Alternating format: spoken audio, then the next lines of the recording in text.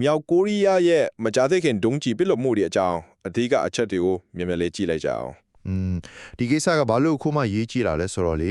တောင်ကိုရီးယားမှာ APEC ထိပ်သီးအစည်းအဝေးကြီးမကျင်းပခင်ရပ်ပိုက်အလိုမှာကိုမြောက်ကိုရီးယားကလာပေါင်းမြတ်စွာညီနေရကနေတာတိုဘစ်ဒုံးကျည်တွေပစ်လိုက်တာကြောင့်ပါပဲပထမအချက်ကတော့လေပြည်လုံးမှုအသေးစိတ်ပေါ့အောက်တိုဘာ20ရက်နေ့မနက်မှာပေါ့နော်မြောက်ကိုရီးယားကနေအရှေ့ပင်လယ်ဘက်ကိုတာတိုဘစ်ပဲ့ထင်းဒုံးကျည်အများအပြားပစ်လွှတ်တာကိုတောင်ကိုရီးယားစစ်တပ်ကတွေ့ခဲ့တယ်လို့ဆိုတယ်ဒီဒုံးကျည်တွေကလည်းကီလိုမီတာ350လောက်ဖြန့်သွားပြီးကုန်းတွင်းပိုင်းမှာပဲကြာတော့ပုံရတယ်ဗျာ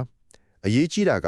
ဒါဟာ9လအတွင်းပထမဆုံးပြစ်တာဖြစ်သလိုတောင်ကိုရီးယားရဲ့တပ်မတော်အသစ်လီချဲမြောင်တက်လာပြီးနောက်မှာလည်းပထမဆုံးပဲဒုတိယချက်ကတော့အချင်းကိုက်ပဲဗျာလာမယ့်အပတ်တောင်ကိုရီးယားခရောင်းကျူမှာ APEC ထိပ်သီးအစည်းအဝေးလုပ်တော့မှာလေ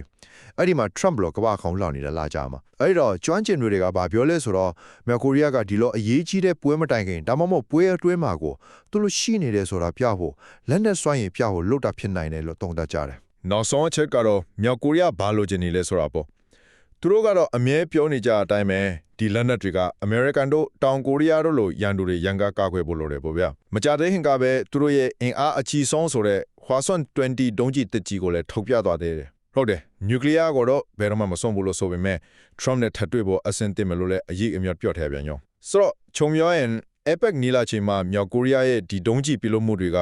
ဒီတာတွေတင်မှမှုတွေကိုမြင့်တင်လိုက်တယ်လို့သူတို့ရဲ့နျူကလ িয়ার နိုင်ငံဆိုတဲ့အနေအထားကိုအတိအမှတ်ပြုစေခြင်းတဲ့သဘောကိုပြလိုက်တာပါပဲ